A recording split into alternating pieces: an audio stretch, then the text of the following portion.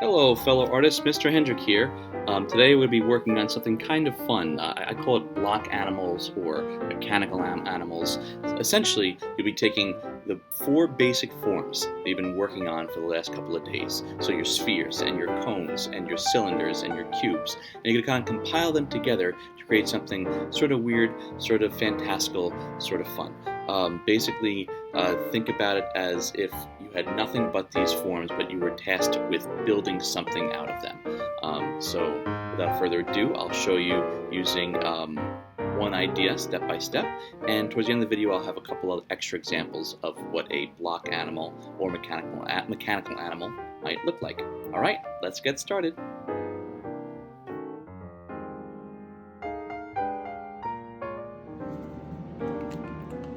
Okay, in this video, I'm going to show you guys how you can take all the things we've been working on and create something kind of fun and kind of silly with it. So we looked at the four forms. We looked at cubes and cones and cylinders and spheres. We learned how to draw them and add depth via blending or cross-hatching or scumbling or stippling or just regular old hatching. Now I want you guys to think a little bit outside the box. Think about an animal, any animal, and break it down into its most simple forms. Okay? Now, pretend like you're a little kid with a big box of blocks, and I want you to pretend like you dumped all these blocks out on the table and you're taking pieces to create that animal. I'm going to show you what I mean using a rabbit, let's say. So if I'm thinking about a rabbit, I'm thinking about maybe the head is a sphere, right? Maybe his ears, out of the four forms, I'm going to choose cylinders. His nose, another sphere.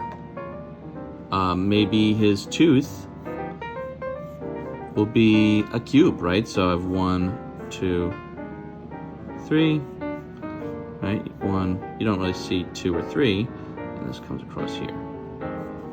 All right? Maybe his body is also a big cube. So I'll start with 1, 2, 3. So connect to here.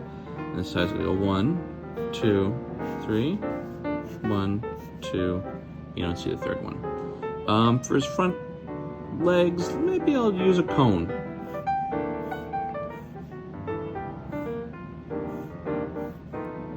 Okay. For his back leg, I'll do a sphere, followed by another cube. 1, 2, 3. 1, 2, 3. 1, 2, 3. And of course his tail, we'll do a sphere. Okay. Now let's apply some shading. So based on the other lessons, I kind of have the light source coming from the top here. So each one of these objects, I'm going to add some shading. All right, so let's begin.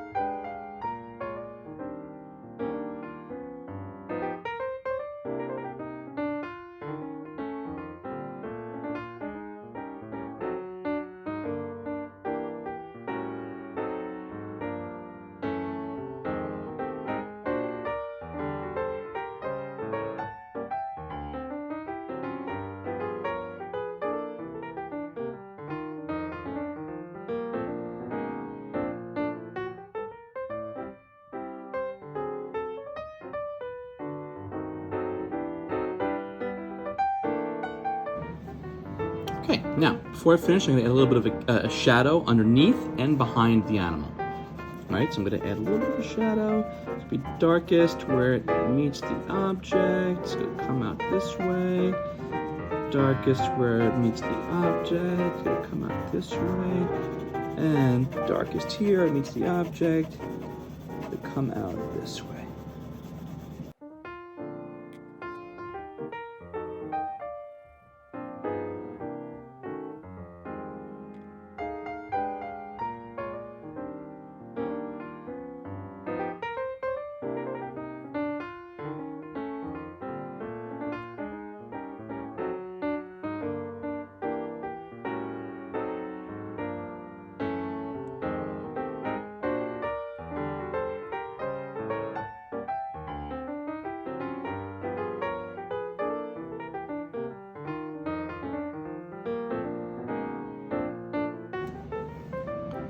All right, there you have it.